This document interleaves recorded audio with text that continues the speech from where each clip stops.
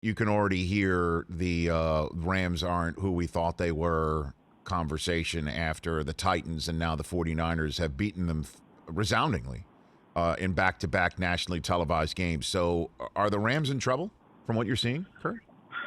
I'm not going to say in trouble because I think we've seen over the last couple of weeks, this whole league is up and down. I mean, everybody that we think is really good has lost over the last couple of weeks. And so I think we could say that same thing about every single team. Well, maybe they're not who we thought they were.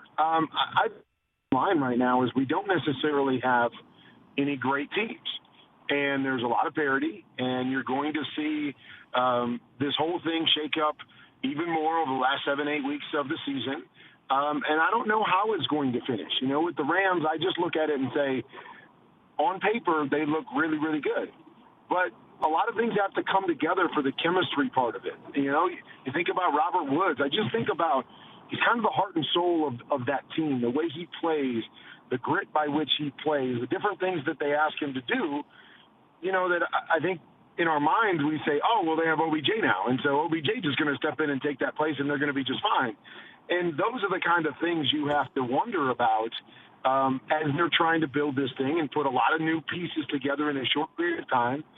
Can they get there? Can the chemistry get there to the point where everything that we see on paper plays out on the field between the lines, and they get all that unbelievable collection of talent? They get all of that talent to come together and play as one, and now they're maybe the special team that we think they have the capabilities to be. Well, I mean, I led the show, Kurt, by saying that the bye week is perfectly timed for the Rams, perfectly timed, because Stafford said he could use a week of rest with his back, and, Odell can get somewhat up to speed. Obviously, he's not going to play the Robert Woods role, but he is going to pick up slack in terms of targets.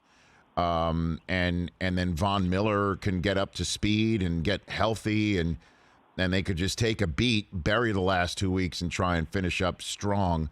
But that said, what do you see when you look at Stafford? Is he hurt, or does he have a big game problem? What do you think, Kurt, when you look at him?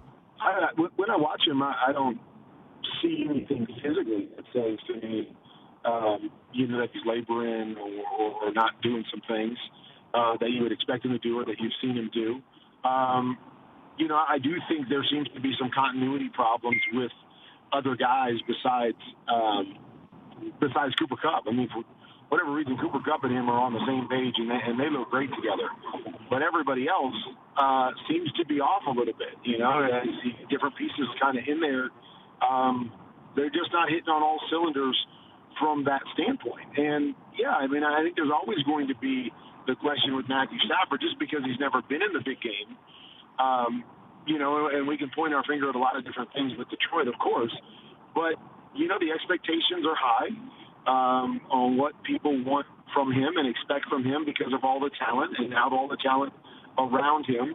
And we're going to see how he plays in the big moment, in the big game. Because, as well as I do, there's a lot of really good players in this league that aren't great in that moment.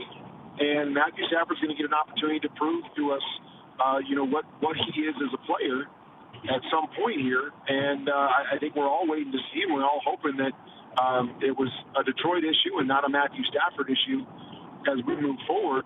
And one thing I was saying on the broadcast last night, Rich, is that I sometimes feel like we're at a point in this league where you look at the NFC, for instance, but you really look at, both sides. And because there's no great team, although I look at it and say, there's probably 5 or 6 teams that I could see representing, the NFC in the Super Bowl.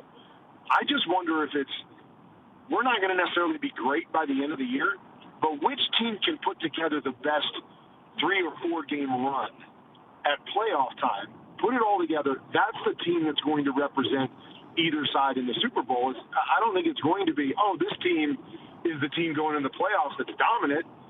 It's going to be, hey, this team could win or that team could win, and who puts that run together, and that might be who we end up seeing in the Super Bowl. Hey, you watched all the way to the end. Thanks for that. Watch more right here.